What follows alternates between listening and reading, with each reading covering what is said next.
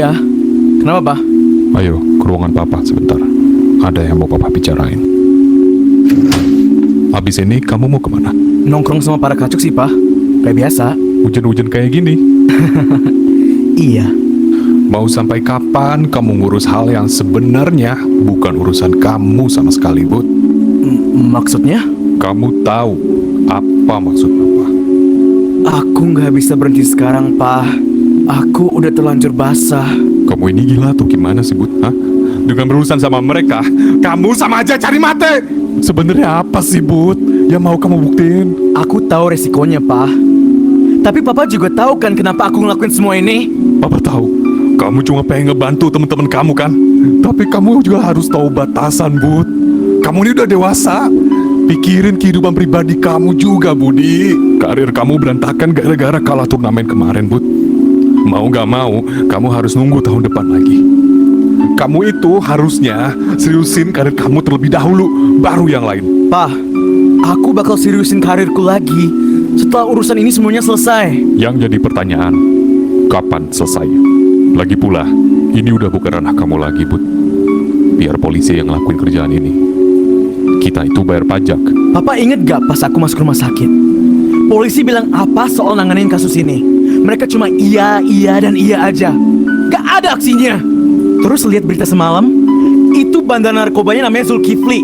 Aku yang nangkep, Pak. Polisi itu datang pas udah selesai. Bertahun-tahun dia beroperasi di kota ini dan gak kendus sama sekali sama hidung polisi. Itu berarti cuma satu tandanya. Hidung mereka disumpal sama uang, Pak.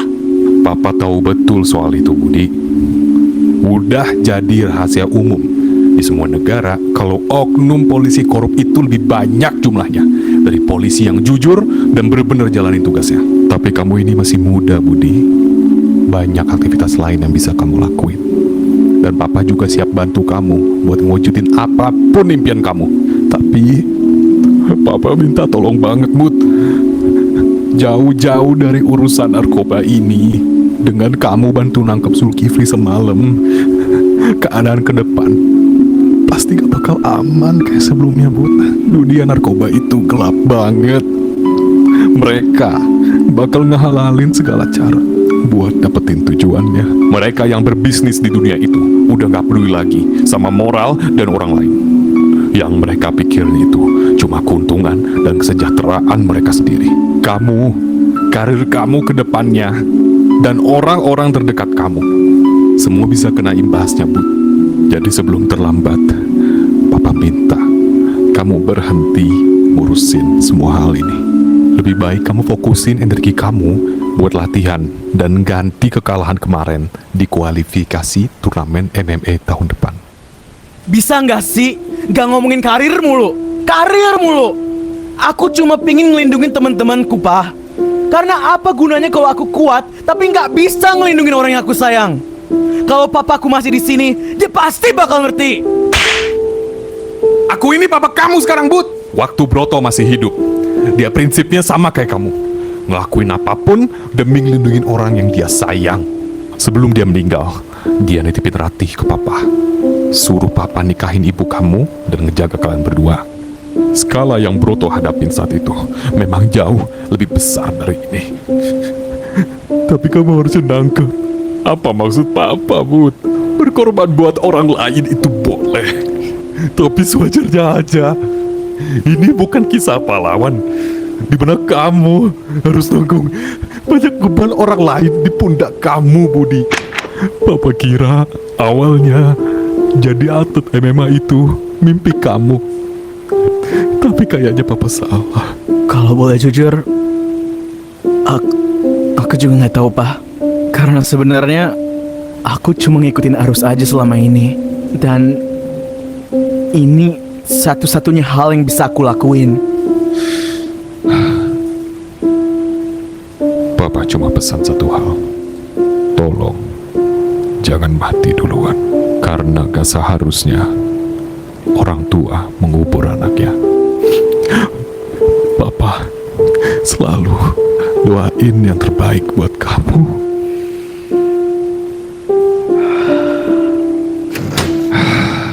Hati-hati ya, Bud, di jalan yang udah kamu pilih.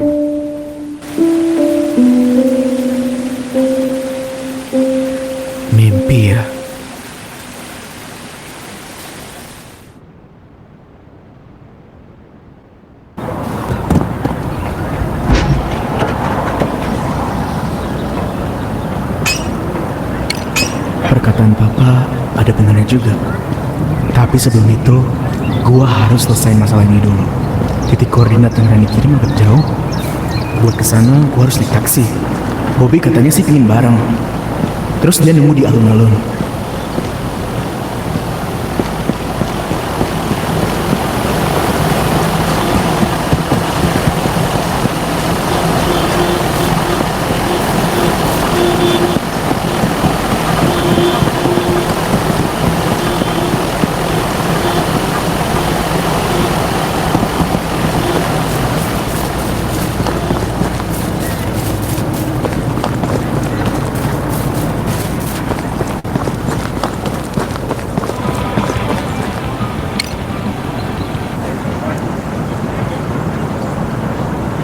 Udah siap belum, Bud?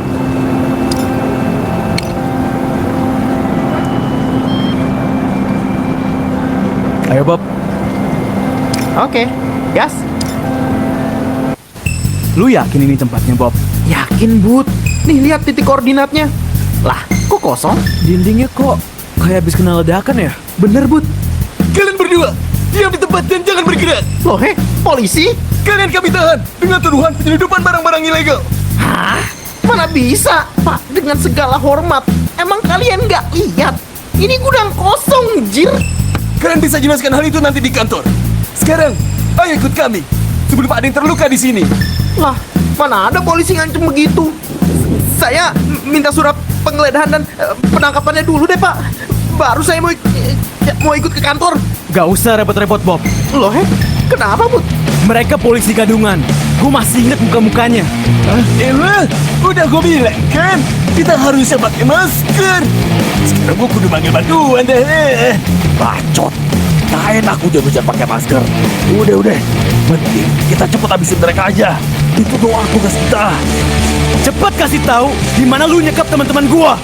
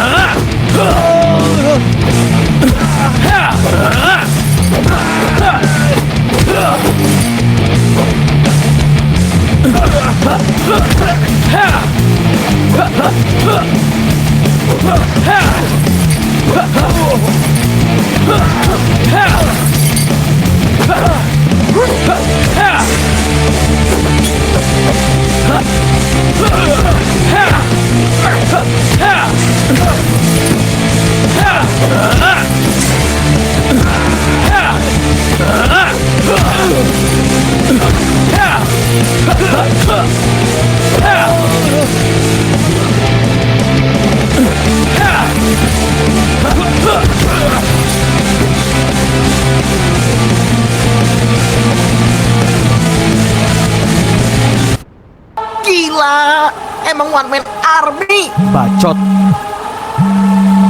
Halo? Siapa ini? Ini gua, Bud.